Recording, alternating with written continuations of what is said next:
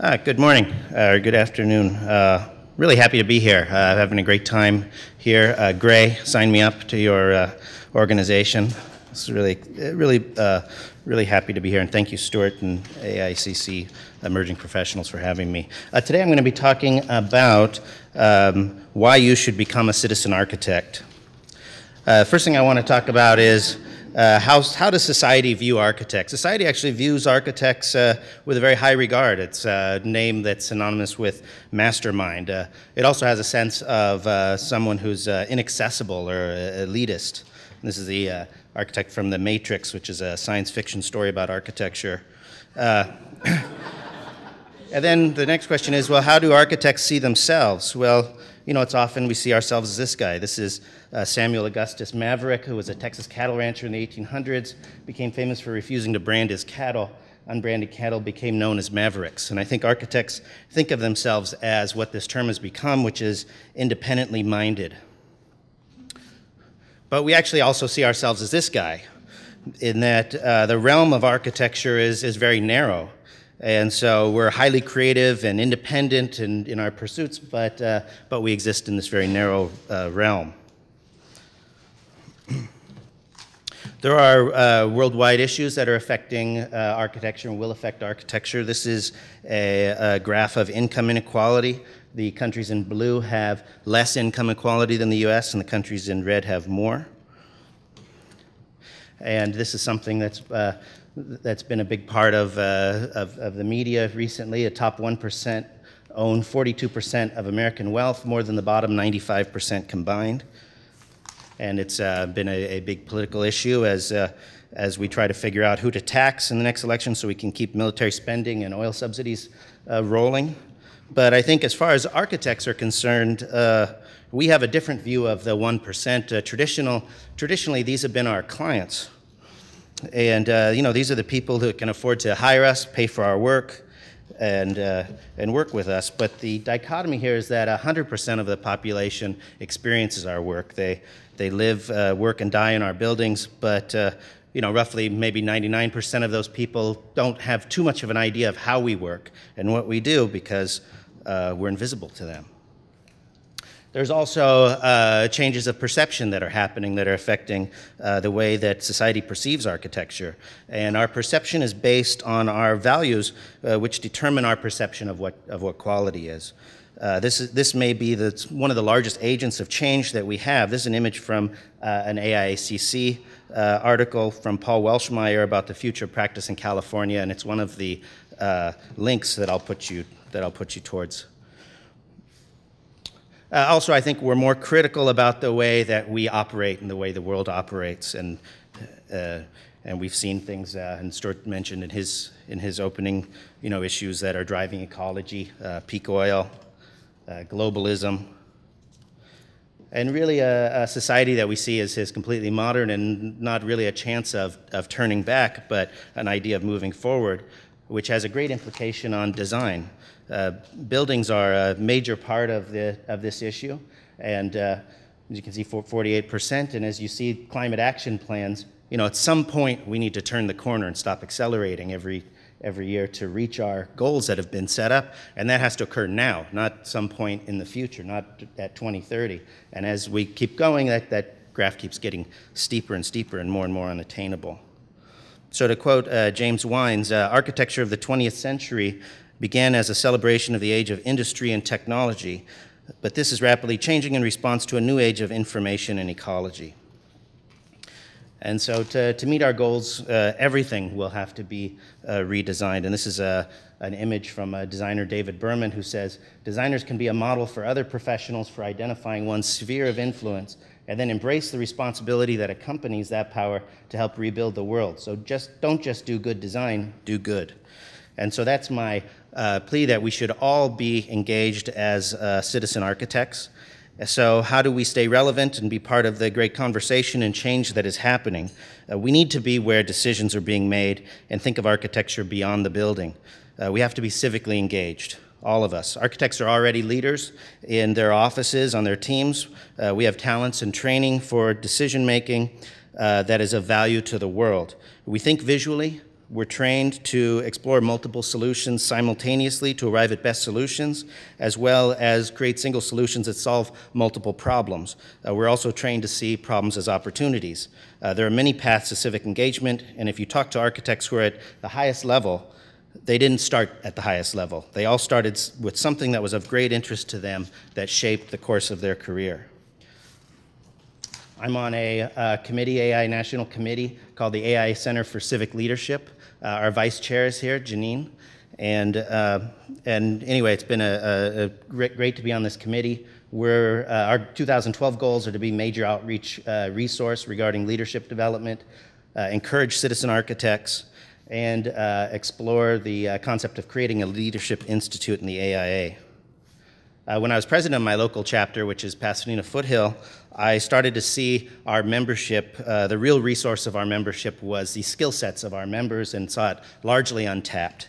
And so started to imagine the people that were in our organization as a stack of resumes that would detail their skills, and thought, wow, this is an amazing organization. And fellowship is really the AIA's vehicle. It's what brings us together. This is a yearly tour that I do around Pasadena, where we get an old British double-decker bus and a ton of good wine, and we dodge the tree canopy and go see awards that we gave out and go visit buildings and stuff. But I think the AIA is like this vehicle in a sense, is that we're all together, so where are we going and what are we going to do with it? This is a slide that comes out of the Young Architects Forum 2012, and it engages what the 5 levels of an architect are, with the idea that you would like to be at level 3 or above at all times. Your client's only choice, commissioned to do work, and your client's trusted advisor beyond architecture. 3 things that you can do to meet that goal are professional service, community service, and leadership. Professional service, get involved in the AIA. Join the AIA if you're not a member, and get involved in it, become an active member. And then there's leadership opportunities at a state level, at a regional level, and at a national level. Community service, giving back, and you'll find community service in architecture. You give back, but you also gain. Sharpening your leadership skills. So at AI Pasadena Foothill, I started the Citizen Architect Committee. We started in 2009. The Citizen Architect Program engages our insights, talents, and training, the true resources of our membership, to the service of our community. Citizen Architects contribute meaningful beyond self to the creation of livable, sustainable communities and the greater public good. It's been a very successful program. This is Richard McCann, one of our architects, and I wanted to tell his story. Richard McCann, FAIA, created a Historic Preservation Committee for AIA Seattle in 1975. He had an idea to save the Fifth Avenue Theater. The owner, the University of Washington, had slated the theater for demolition to build a high-rise. A report and study was produced by the committee, and led to the revitalization of the theater. He contacted the Light Opera in Los Angeles to be the operator, and convinced the university that it would be seen as a goodwill effort if they didn't tear it down. This led to the commission for him to do this, and the revitalization of downtown Seattle, as well as 35 historic theaters that have occupied his career ever since. So this is a professional career through civic engagement, started by an architect who became civically engaged in something that was of great interest to him.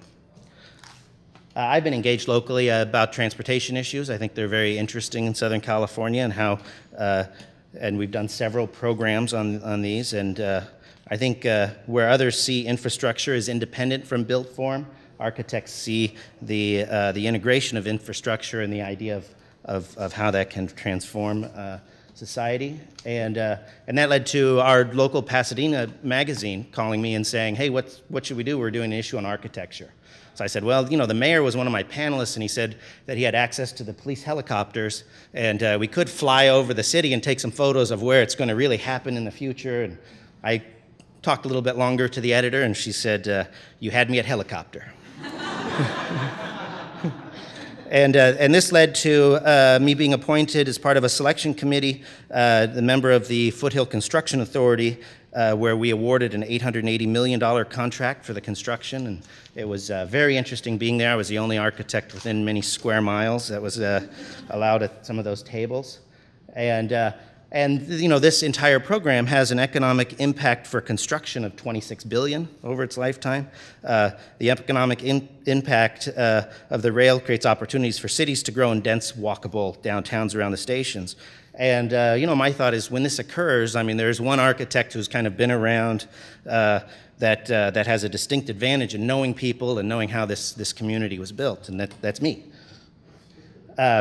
This is another citizen architect, Tony Hambarchian, and Tony's taken on a program to do a community garden in Pasadena. It's typically not a very attractive typology, and Tony created something that was beautiful with his team, and it's created great public buy-in of this project for the neighborhood. This is Tiffany Dell'Aquila, who is here today, a citizen architect, and she heads our citizen architect work with Habitat for Humanities, and we're approaching them as an organization to organization type of arrangement. So it has a much bigger impact than if we approached them just as individuals. So your leadership path and the idea of being civically engaged is your own. It's a personal path. AI has developed a tool to do this called Living Your Life as a Leader, which I'll also give a download to. It structures ideas of leadership. It is filled with pages with great colors and quotes. It talks about how to develop leadership. It deals with different leadership concepts. Attributes of leadership, how to do self-assessment, to come up, it's basically like a workbook, how to do your own leadership path. It talks about some different leadership models, private sector, public sector, education. Again, talks about how to construct your own plan and assess your leadership qualities. And I have a couple more examples just in leadership. This is leadership in education. This is Stephen Luani, who runs the University of Arkansas Community Design Center. He tackles interdisciplinary public works projects combining landscape, urban, and architectural design. And these are real projects, and they're making a huge difference by taking a school and interacting with their community this way. This is the mayor of Curitiba, who's an architect who has created great change in a city by just these type of models and thinking. So I have downloads to all of these, and it'll be available on the AIACC website. We'll get it up there somehow, so please check with it. You can download Living Your Life as a Leader. We have a page for Citizen Architect, national page, and also a Center for Civic Leadership page as well. Thank you very much.